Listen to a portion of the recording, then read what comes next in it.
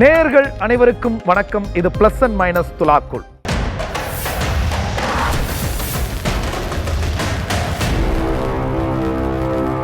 நாம ஒவ்வொரு வாரமும் திரையரங்கத்திற்கு வர நல்ல திரைப்படங்களை எடுத்து அந்த திரைப்படங்களில் இருக்கிற பிளஸ் என்ன மைனஸ் என்ன அப்படிங்கிறத தொடர்ந்து பல வாரங்களாக பார்த்து கொண்டிருக்கிறோம். அந்த வகையில் இந்த வாரம் நாம் ஒரு படத்தை பற்றி விமர்சனம் பண்ண போகிறோம். அது கடந்த தீபாவளி அன்று ரிலீஸ் ஆகி கிட்டத்தட்ட அந்த ஒரு வார காலமாக திரையரங்குகளில் வெற்றிகரமாக ஓடிக்கொண்டிருக்கிற ஒரு திரைப்படம். பிரதீப் ரங்கநாதனின் நடிப்பில் கீர்த்தீஸ்வரன் என்கிற புதுமுக இயக்குனரின் இயக்கத்தில் வெளிவந்திருக்கிற டியூட் திரைப்படத்தை பற்றி பார்க்க போகிறோம். அந்த திரைப்படத்தில் இருக்கிற ப்ளஸ் என்ன மைனஸ் என்ன எல்லாத்தையும் அக்கா அப்படியே பிரித்து அழகாக பார்த்துட போகிறோம். வாங்க நிகழ்ச்சிக்கு போகலாம்.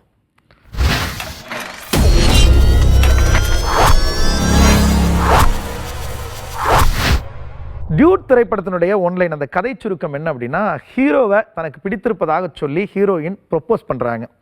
அந்த காதலை ஹீரோ நிராகரிச்சிடறாரு. நானும் நீயும் சைல்டுஹுட் ஃப்ரெண்டு, உன்னோட எனக்கு அந்த லவ் ஃபீலே வரலை அப்படின்னு சொல்லி அந்த காதலை நிராகரிச்சிடுறாரு. நிராகரித்ததுக்கு பிறகு ரெண்டு பேருமே பிரிஞ்சிடுறாங்க. பிரிந்த கொஞ்ச நாளில் தான் கதாநாயகனுக்கு புரியுது இவங்க மேலே தனக்கு காதல் இருப்பதை ஹீரோ உணர்றாரு. உணர்ந்ததற்கு பிறகு ஹீரோயினோட அப்பா கிட்டேயே போய் நான் அவங்க பொண்ணை கல்யாணம் பண்ணிக்கிறேன்னு சொன்னதற்கு பிறகு தடபுடலாக ரெண்டு வீட்டினுடைய சம்மதத்தோடையும் திருமணத்துக்கான அரேஞ்ச்மெண்ட்ஸ் நடக்குது. திருமணத்துக்கு முதல் நாள் கதாநாயகியை பார்ப்பதற்காக நாயகன் போகிற பொழுது நாயகி சொல்கிறாங்க, எனக்கு இந்த திருமணத்தில் விருப்பம் இல்லை, நான் வேற ஒரு பையனை காதலிக்கிறேன் அப்படின்னு சொல்கிறாங்க. அதன் பிறகு இந்த காதலுக்காக நாயகன் என்னென்ன வேலைகள்லாம் செஞ்சார், எப்படியான சிக்கல்களை எல்லாம் எதிர்கொண்டார், கடைசியில் இவர்கள் இருவரின் காதலும் இவர்களினுடைய வாழ்க்கையும் எங்கே போய் நினைச்சு என்ன முடிவுக்கு வந்துச்சு அப்படிங்கிறது தான் இந்த படத்தினுடைய கதை சுருக்கம். டியூட் திரைப்படத்தினுடைய ஃபர்ஸ்ட் ப்ளஸ் யார் அப்படின்னா, இந்த படத்தினுடைய இயக்குனர் கீர்த்தீஸ்வரன் அவர்கள் தான். இந்த படம் அவருக்கு முதல் படம். இந்த படத்தை பொறுத்த வரைக்கும் ஒரு அறிமுக இயக்குனர் தான். ஆனாலும் ரொம்ப அற்புதமான தன்னுடைய எழுத்தின் மூலமாகவும் காட்சி அமைப்புகளின் மூலமாகவும் இயக்கத்தின் மூலமாகவும் இந்த படத்தை ஒரு ஆகச்சிறந்த படமாக இவர் தயார் செஞ்சு மக்களுக்கு கொடுத்துருக்கிறார். படம் அப்படிங்கிறது வெறும் ஃபன்னான எலமெண்ட்ஸ் மட்டும் கோர்த்தா போதாது, அதுக்குள்ள ஒரு சமூக கருத்தையும் இந்த காலத்து இளைஞர்களுக்கு கொண்டு போய் சேர்க்கணும் அப்படிங்கிற முனைப்பு இருக்கு இல்லையா, அவருடைய அந்த முனைப்பு தான் இந்த படத்தினுடைய வெற்றிக்கான காரணம் அப்படின்னே நம்ம சொல்லலாம். அப்படி ஒரு அழகான எழுத்தோட, அற்புதமான காட்சி அமைப்புகளோட, அற்புதமான இயக்கத்தோட மக்களுக்கு ஒரு படத்தை பிரசன்ட் செய்த விதத்தில் இந்த படத்தினுடைய பிளஸ்ஸாக மாறி இந்த படத்தை மக்கள் மனசுல ஒரு படி மேல தூக்கி வைக்கிறாரு இயக்குனர் கீர்த்தீஸ்வரன் அவர்கள்.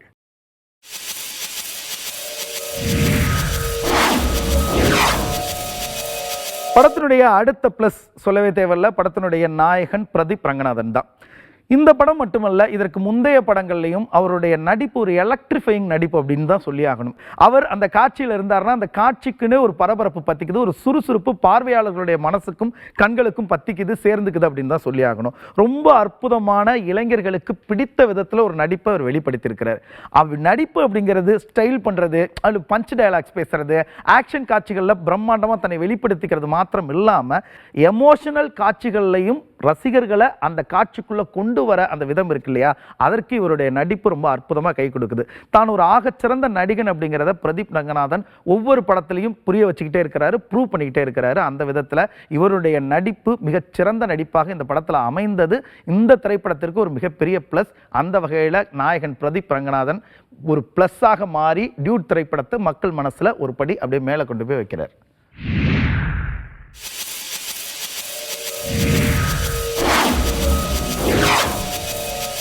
படத்தினுடைய அடுத்த ப்ளஸ் நாயகி மமிதா பைஜு. தமிழில் இதுதான் அவங்களுக்கு கிட்டத்தட்ட நிறைய படங்கள் அவங்க கமிட் ஆகி நடிச்சிட்டு இருக்காங்க. இந்த படம் ரிலீஸ் ஆகியிருக்கிற விதத்தில் தமிழில் இதுதான் அவங்களுக்கு முதல் படம் அப்படின்னு சொல்லலாம். இந்த படத்தை பொறுத்த வரைக்கும் மலையாளத்தில் அவங்க பிரேமலு பண்ணும் பொழுது அதில் ஒரு விளையாட்டுத்தனமான ஒரு கேரக்டர் இருக்கும். பட் இதில் சில சீரியஸான காட்சிகள்லையும் இவங்க பெர்ஃபார்ம் பண்ண வேண்டிய தேவையும் சூழலும் இருந்தது. அதை ரொம்ப அழகாக ரொம்ப அற்புதமாக ஹேண்டில் பண்ணியிருக்கிறாங்க. இந்த காலத்தில் இருக்கிற ஒரு பெண் தன்னுடைய காதலையும் தன்னுடைய வாழ்க்கையும் எப்படி அணுகுவாங்க அப்படிங்கிறத ரொம்ப நுட்பமாக தன்னுடைய நடிப்பின் மூலமாக வெளிப்படுத்திய விதத்தில் மமிதா பைஜு ஒரு நல்வரவாக தமிழ் சினிமாவுக்கு கிடைச்சிருக்கிறாங்க. தன்னுடைய நடிப்பின் மூலமாக இந்த படத்தினுடைய காட்சிகளில் வலு சேர்த்த நடிகை மமிதா பைஜு ஒரு பிளஸ்ஸாக மாறி டியூட் திரைப்படத்தை மக்கள் மனசுல ஒரு படி மேல கொண்டு போய் வைக்கிறாங்க.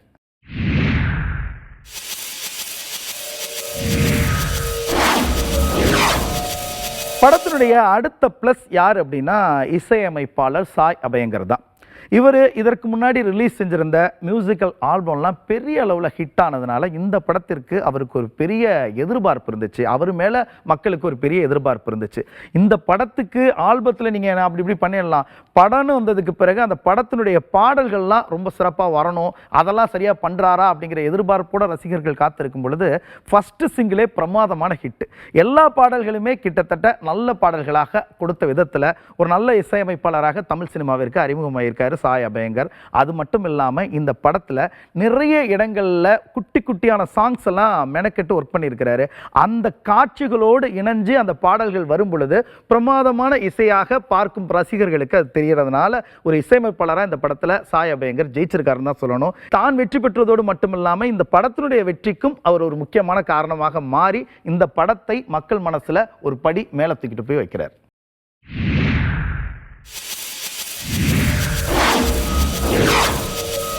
படத்தினுடைய அடுத்த பிளஸ், ரொம்ப முக்கியமான பிளஸ் யார் அப்படின்னா நடிகர் சரத்குமார் அவர்கள் தான். இந்த படத்தை பொறுத்த வரைக்கும் நாயகன் நாயகிக்கு இணையான ஒரு கதாபாத்திரத்தை ஏற்று ரொம்ப அற்புதமான தன்னுடைய நடிப்பை ரொம்ப நாட்களுக்கு பிறகு ரொம்ப சந்தோஷமாக வெளிப்படுத்தியிருக்கிறாரு நடிகர் சரத்குமார் அவர்கள். அவர் தான் இந்த படத்தினுடைய மையம். அவரை சுற்றி தான் இந்த படத்தினுடைய காட்சிகளும் கதைக்களமும் நகருது. அந்த முக்கியத்துவத்தை உணர்ந்து எந்த காட்சியில் ரொம்ப ஜாலியாக இருக்கணும், எந்த காட்சியில் ரொம்ப வித்தியாசமான ஒரு முகபாவத்தை வெளிப்படுத்தணும், எப்படி கோவத்தை வெளிப்படுத்தணும், அந்த கோவத்துக்குள்ளேயே ஒரு சந்தோஷத்தை எப்படி வெளிப்படுத்தணும் அப்படின்னு பல்வேறு விதமான உணர்வுகளை காட்சிகளை வெளிப்படுத்திய விதத்தில் தான் ஒரு ஆகச்சிறந்த நடிகன் அப்படிங்கிறத சரத்குமார் மீண்டும் இந்த திரைப்படத்தில் நிரூபிச்சிருக்கிறாரு.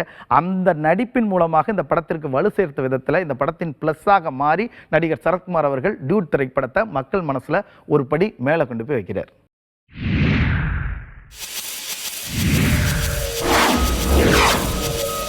டியூட் திரைப்படத்தினுடைய பிளஸ் என்ன அப்படிங்கிறத நம்ம ஒன்றா பார்த்தோம். பொதுவாக இளைஞர்களை குறிவச்சு எடுக்கப்படுற திரைப்படங்களில் தேவையில்லாமல் சில மசாலாவுக்காக சில காட்சிகளையும் சில அபத்தமான வசனங்களையும் பல இயக்குநர்கள் வச்சுருப்பாங்க. அப்படியான திரைப்படங்கள்லாம் ஒரு காலத்தில் வெளியாச்சு. ஆனால் அப்படி எந்த விதமான தேவையில்லாத வசனங்களோ தேவையில்லாத காட்சிகளோ இந்த படத்தில் இடம் பெறாமல் போனது நம்முடைய மகிழ்ச்சி. அதுக்கு இந்த குழுவை நம்ம பாராட்டி தான் ஆகணும்.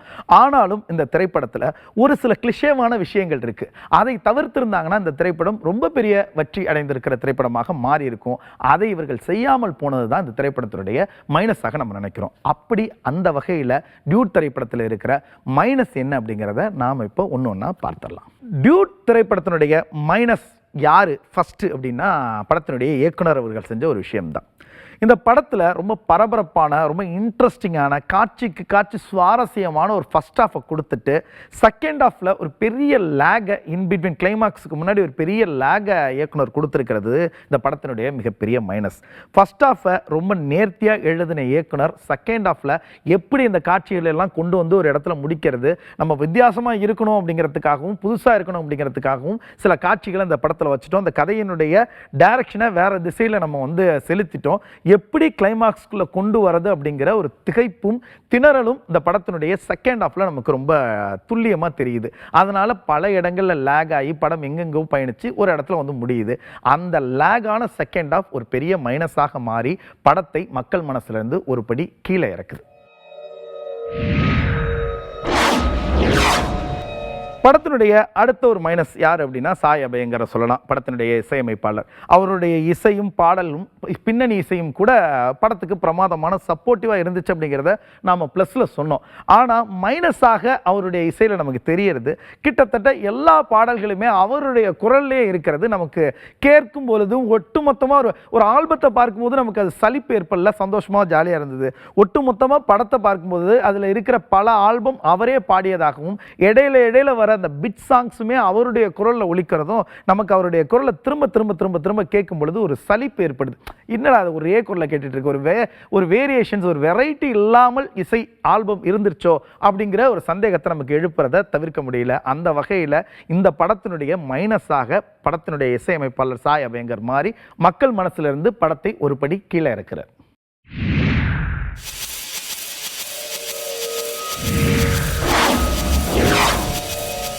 படத்தினுடைய அடுத்த மைனஸ் அது யார் அப்படின்னா நாயகன் பிரதீப்பை சொல்லலாம். காரணம் அவருடைய நடிப்பு இந்த படத்திற்கு இந்த படத்தினுடைய காட்சிகளுக்கு என்ன தேவையோ எந்த மீட்டரில் நடிக்கணுமோ அதை ரொம்ப சிறப்பாகவே வெளிப்படுத்தியிருக்கிறாரு பிரதீப். அதை நம்ம ப்ளஸில் சொன்னோம். ஆனால் மைனஸாக நமக்கு தெரியுறது என்ன அப்படின்னா அவர் தொடர்ந்து நடித்து கொண்டிருக்கிற எல்லா படங்கள்லையுமே கிட்டத்தட்ட ஒரே மாதிரியான நடிப்பை வெளிப்படுத்துகிறாரோ அப்படின்னு நமக்கு தோணுது. ஏன்னா இதற்கு முந்தைய படங்களுமே கிட்டத்தட்ட இந்த மாதிரியான கதைக்களம் இருந்துச்சு. ஒரு லவ் ஃபெயிலியர் அதை எப்படி ஃபேஸ் பண்ணுறாரு, லவ்வில் நடக்கிற சிக்கல்களாகவே அவருடைய கதைக்களம் இருக்கிறதுனாலயோ என்னவோ இந்த படத்திலையும் முந்தைய படங்களுடைய அந்த நடிப்பை அந்த எக்ஸ்பிரஷனை நம்ம திரும்ப திரும்ப பார்க்கிற ஒரு சலிப்பான ஒரு அயற்சி நமக்கு தோன்றதை தவிர்க்க முடியல. அடுத்து பிரதீப் வேறு படங்கள் செய்கிற பொழுது இந்த கதைக்களத்திலிருந்து மாறி வேறு மாதிரியான கதைக்களங்களை தேர்ந்தெடுத்து வேறு மாதிரியான எக்ஸ்பிரஷன்ஸை மக்களுக்கு நடிப்பில் கொடுக்கறதுக்கான முயற்சிகளை செஞ்சால் நல்லா இருக்கும். அவருடைய நடிப்பு திரும்ப திரும்ப பார்த்த மாதிரி ஒரு சலிப்பை ஏற்படுத்துவது இந்த படத்தினுடைய ஒரு பெரிய மைனஸ். அந்த மைனஸ் படத்தை மக்கள் மனசிலிருந்து ஒரு படி கீழே இருக்குது.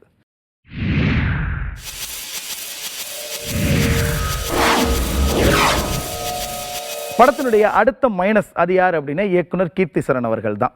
ஏன் அவரை மைனஸ்ன்னு சொல்கிறோம் அப்படின்னா அதுக்கு சில காரணங்கள் இருக்குது, சில காட்சிகள் இருக்குது. படத்தில் நாயகி மமிதா ஒரு சந்தர்ப்பத்தில் சரத்குமார்கிட்ட தன்னுடைய அப்பாட்ட ஒரு உண்மையை சொல்லுவாங்க. அந்த உண்மையை சொல்ல வேண்டிய தேவையே இல்லாத சூழல்ல அது வேற மாதிரி கூட மாற்றிருந்துருக்கலாம். அப்படி உண்மையை சொன்னாதான் கதை அடுத்த கட்டத்துக்கு நகரும் அப்படிங்கிற காரணத்தினால வேற வழி இல்லாமல் உண்மையை சொல்லும்படியாக அவர் எழுதினாரா அப்படின்றது தெரியல. அதை தாண்டி கிளைமாக்ஸ் காட்சியில் வெறும் வசனங்களால் மட்டுமே ஒரு பெரிய வில்லனை திருத்துற அந்த பழைய டெக்னிக்ஸ் எல்லாம் இன்னும் கொஞ்சம் மெனக்கெட்டு இருந்தா, இன்னும் கொஞ்சம் மெருகேற்றி இருந்தா நல்லா இருந்திருக்குமோ அப்படின்னு நமக்கு தோணுது. படம் பார்க்கும் ரசிகர்களுக்கு இப்படி அங்கங்க சில இடங்கள்ல என்னடா இது இன்னும் கொஞ்சம் பெட்டரா பண்ணியிருக்கலாமே அப்படின்னு தோன்ற வைத்தது நிச்சயமா ஒரு மைனஸாக இந்த படத்திற்கு மாறி நிற்குது. அந்த மைனஸுக்கு காரணமாக இருந்த இயக்குனர் கீர்த்திஸ்வரன் படத்தை மக்கள் மனசிலிருந்து ஒரு படி கீழே இறக்கிறார்.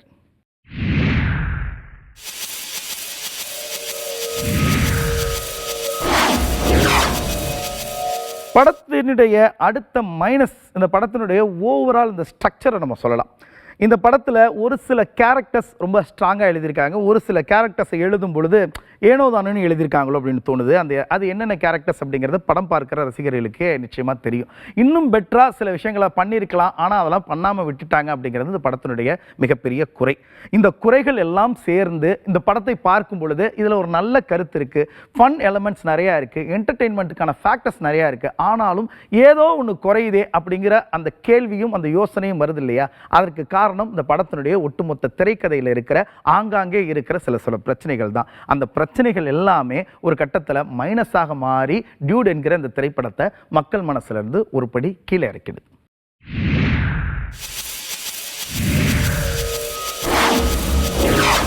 டியூட் திரைப்படத்தில் இருக்கிற பிளஸ் என்ன மைனஸ் என்ன அப்படிங்கிறத நாம் ரொம்ப நுட்பமாக டீட்டெயிலாக பார்த்தோம்.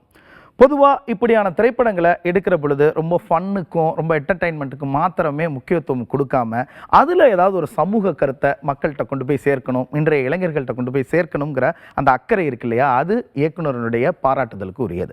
அந்த வகையில் 2025 உயர்குலத்தில் இருக்கிற உயர்ந்த சமூகத்தில் வாழ்கிற ஒரு பெரிய அந்தஸ்தில் வாழ்கிற ஆட்களுக்கு மனிதர்களுக்கு கூட இன்னமும் சாதி ரீதியான பிடிப்பு இருக்குது. தன் சமூகத்தை சாராத மற்றவருக்கு என்னுடைய பொண்ணை கொடுக்க மாட்டேன், கல்யாணம் பண்ணி வைக்க மாட்டேன் அப்படிங்கிற மனநிலை இன்னமும் இருக்கு, அதுவும் நகர கட்டமைப்பிலேயே இருக்கு அப்படிங்கிற உண்மையை இன்றைய ஜென்சி கிட்ஸுக்கு கொண்டு போய் சேர்த்ததற்காக இந்த படக்குழுவினரை நம்ம பாராட்டலாம். அந்த முயற்சி தான் இந்த படத்தினுடைய மிகப்பெரிய பிளஸ். ஆனால் அதே நேரத்தில் அப்படி சாதியின் மீது பற்று இருக்கிற தன்னுடைய தங்கையை கொடூரமாக ஆணவ கொலை செய்த ஒரு மனிதன் கதாநாயகன் பேசுகிற ஒரு சில வசனங்களில் ரொம்ப சுலபமாக திருந்திடுறது அப்படிங்கிறது ஏற்றுக்க முடியல. ஏன்னா ரொம்ப செயற்கையாக இருக்குது, வேறு வழி இல்லாமல் படத்தை முடிக்கிறதுக்காக இப்படியான காட்சிகளை கொண்டு வந்து வச்சிருக்கிறாங்களா அப்படின்ற மாதிரி தோணுது. அப்படி இவர் திருந்தும்படியாக இந்த காட்சிகள் அமைந்திருந்தது படத்தினுடைய மிகப்பெரிய மைனஸ்.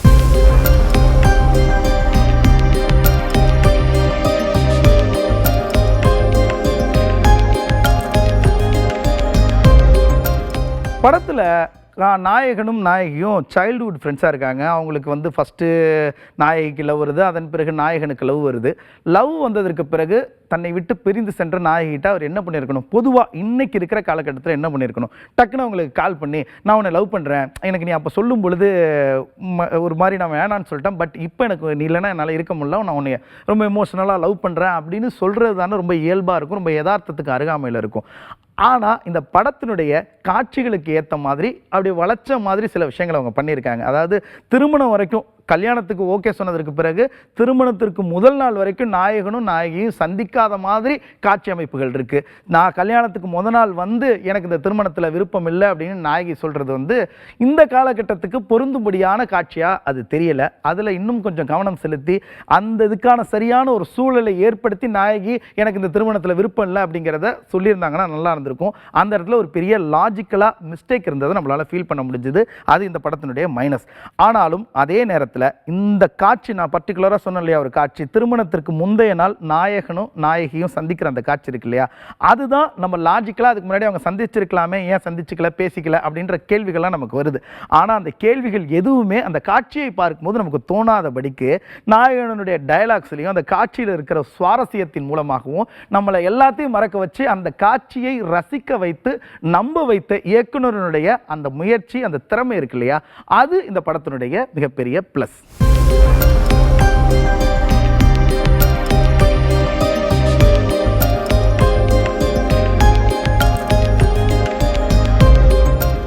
காதலே பொதுவாக டாக்ஸிக்காக மாறி போயிருக்கிற, காதலர்களுடைய மனசில் ஒரு வன்மம் நிறைந்து போயிருக்கிற இந்த சூழலில் தான் விரும்பிய நாயகிக்காக, தான் விரும்பிய காதலிக்காக அவன் வாழ்க்கை நல்லா இருக்கணுங்கிறதுக்காக தன்னால் முடிஞ்ச வரைக்கும் என்னென்னலாம் நல்லது செய்ய முடியுமோ அதெல்லாம் ஒரு நாயகன் செய்கிறான் அப்படிங்கிற அந்த காட்சி அமைப்புகள் மூலமாக ஒரு நல்ல விஷயத்தை இன்றைய இளைஞர்கள் மனசில் கடத்தின விதம் இருக்கு இல்லையா, அது ரொம்ப பாராட்டுதலுக்குரிய ஒரு விஷயம். இது அந்த முயற்சி இந்த படத்தினுடைய ப்ளஸ். ஆனால் அந்த காட்சிகளுக்காக கதாநாயகனின் மீது பெரிய அளவில் சிம்பத்தி வரணும் அப்படிங்கிறதுக்காக தேவையில்லாமல் ரொம்ப திட்டமிட்டு சில காட்சிகளை திணிச்சு நாயகனை பார்க்கும்போது சே இவ்வளோலாம் பண்ணுறானே, இவன் எவ்வளோ நல்லவன் அப்படிங்கிற ஒரு உணர்வை ஏற்படுத்தணுங்கிறதுக்காக இடைச்செருகல்களாக நிறைய காட்சிகளை வச்சு அவன் மேலே ஒரு சிம்பத்தியை கிரியேட் பண்ணுறதுக்கு முயற்சி செஞ்சுருக்காங்களோ அப்படின்னு தோணுது. அப்படி செயற்கையாக உருவாக்கப்பட்ட அந்த சிம்பத்தி அப்படிங்கிறது இந்த திரைப்படத்தினுடைய மிகப்பெரிய மைனஸாக மாறி நிற்கும்.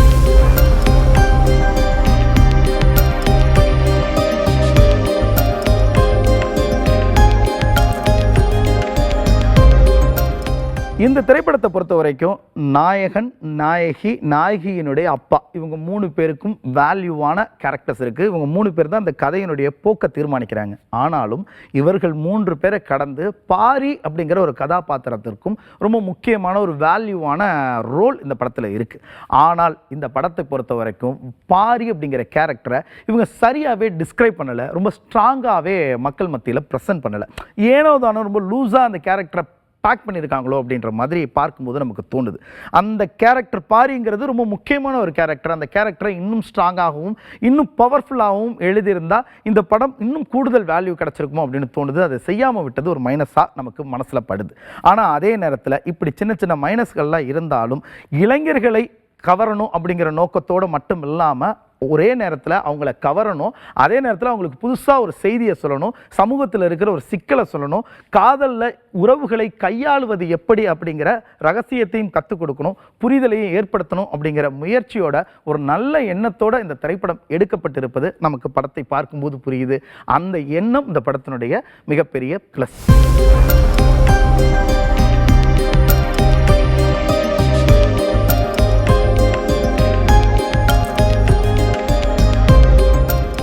டியூட் திரைப்படத்தில் இருக்கிற ப்ளஸ் என்ன மைனஸ் என்ன அப்படிங்கிறத தாண்டி இந்த படத்தினுடைய பயணம், இந்த படம் சொல்ல வந்த கருத்துக்கள், இது நம்மளுடைய மனதிற்கு ஏற்படுத்திய அதிர்வுகள், உணர்வுகள், இப்படின்னு பல விஷயங்களை இந்த நிகழ்ச்சியில் நம்ம பேசணும். இது எல்லாமே நம்மளுடைய கருத்து தான். இந்த நிகழ்ச்சியை பொறுத்த வரைக்கும் டியூட் திரைப்படத்திற்கு வழங்கி இருக்கிற நட்சத்திர மதிப்பீடு என்ன அப்படிங்கிறத இப்போ நம்ம பார்த்தலாம்.